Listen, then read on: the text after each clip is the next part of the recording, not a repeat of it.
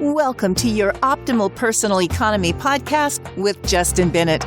Your personal economy is your ability to create, protect, preserve, and utilize your wealth, your financial world. Justin will share strategies and stories to help you optimize your personal economy. Now, on to the show with Justin Bennett and co-host Matt Halloran. Hello and welcome to episode number 17 with Justin Bennett. This episode is how to embrace accountability. And Justin, when we were preparing for the podcast today, you were talking about the levels of accountability and what kind of people that you really connect with when it comes to that word. Can you define that word for us? And then what do you mean by embracing accountability? I think when it comes to planning, Matt, the focus is very often in the area of rate of return or investment dollars. And, obviously that is very, very important when it comes to planning. We like to spend a little bit of time with, more of the behavior element around planning. And one of those behaviors that we like to speak to is this element of accountability. And so we think that accountability is directly correlated with discipline and desire and capacity.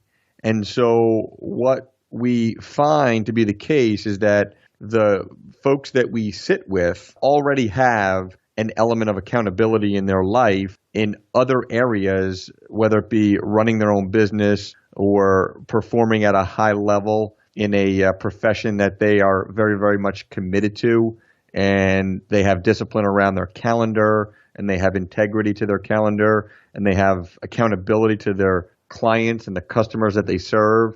So what we like to see is that the people we sit with have this understanding and awareness of accountability in other areas of their life, so that when it comes to the planning conversation, they start to really recognize that if they can insert accountability to how they look at and ultimately implement their planning, that they're going to be able to have much more favorable results than somebody who might just simply turn their head the other way when the whole planning conversation comes up. See, Matt, just earlier today, we were having a conversation with a prospective new client, and, he was sharing with me just a lot of information about, who he is and what he's about. And, I was just kind of letting him talk, and it was the first time that we had a conversation. And what I learned from him in like 7 minutes, which was really, really neat because I was just sitting there listening to him, is that, he has,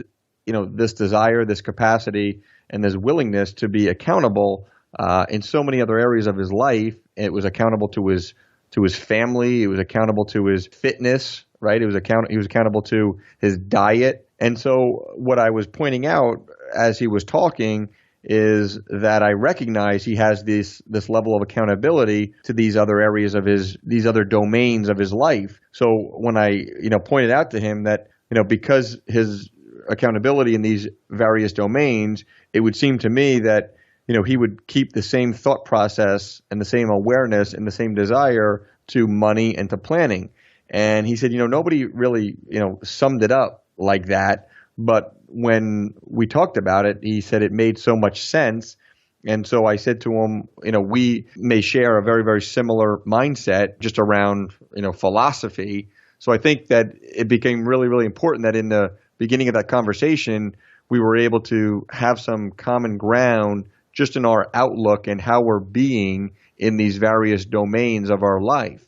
And so I think it ultimately will set the stage for a really, really favorable relationship, not only to him, his family, and his planning, but frankly to, myself and my team and the work that we're going to do, because, we're going to be holding ourselves accountable at all times to our clients, our relationships with our clients, and our clients' planning. And so we just need to make sure that the clients always maintain that same level of accountability in all domains and ultimately to the work that we're doing with them. And we always say to our clients, the more they can put into their planning, the more they're going to get out of us, the work that we do together, and ultimately the value that we can provide. So I think accountability is just one of those behaviors that is extremely critical to kind of talk about and understand how it applies in all the different domains, but definitely as it relates to planning. There are a lot of different ways for people to hold each other accountable, and all of the different categories of accountability that you were just referencing. Each of those professions or disciplines have a different kind of accountability, or at least different methods and philosophical underpinnings to those.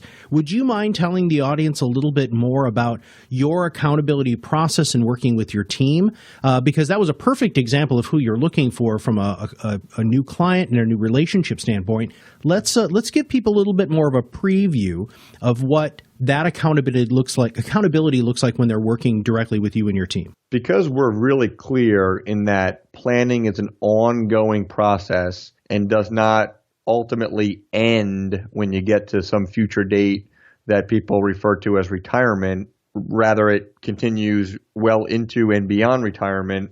We need to recognize that because of this long-term ongoing planning process that we spend with our clients, there's going to be this ongoing accountability to the planning and to the work that we do together to be able to know and recognize that through the measurable conversations that we have with our clients, there's going to be this favorable outcome, both short-term and long-term, so that, whether it be myself or my director of my investments or, any one of my junior advisors or any one of my staff people, when we're all working together for the clients and their ongoing planning, we're all going to be playing different roles, but we ultimately need to recognize that, whether it be once or twice a year that we have more formal conversations to recognize and understand where there may need to be some changes or adjustments that need to be made. I think what ends up happening is, things surface during the course of the year. And so when clients reach out to us and say, hey,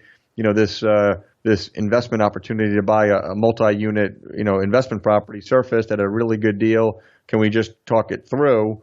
I think that demonstrates that client's accountability to our relationship and an understanding of if they decided to make that investment into that potential multi-unit investment real estate, what that would mean to their entire economy, both short-term and long-term.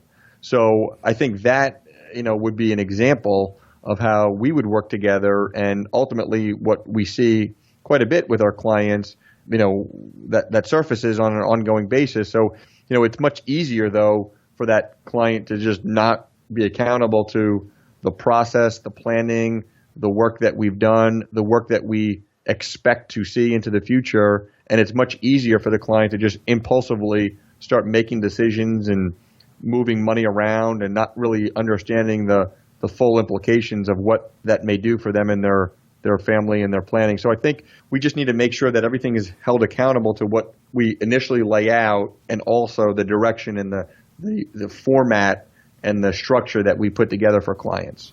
Your clients, it sounds to me like they would have a level of security, of ease, of being calm, feeling like they're being well taken care of because of this level of accountability that you and your team does for your clients.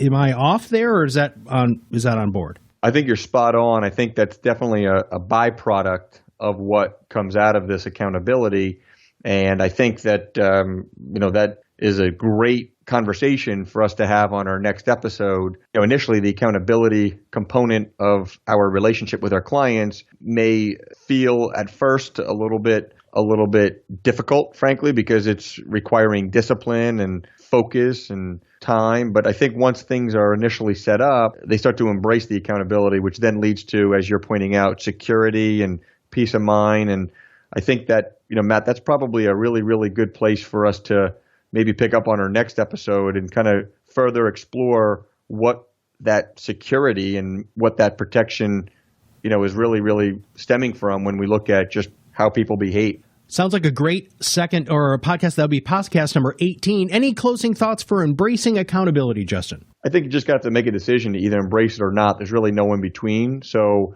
either one is okay and acceptable. It's just, an understanding of what the consequences will be, or what the consequences will look like when you make that decision to either embrace it or not. Well, Justin, thank you very much for your thought leadership today.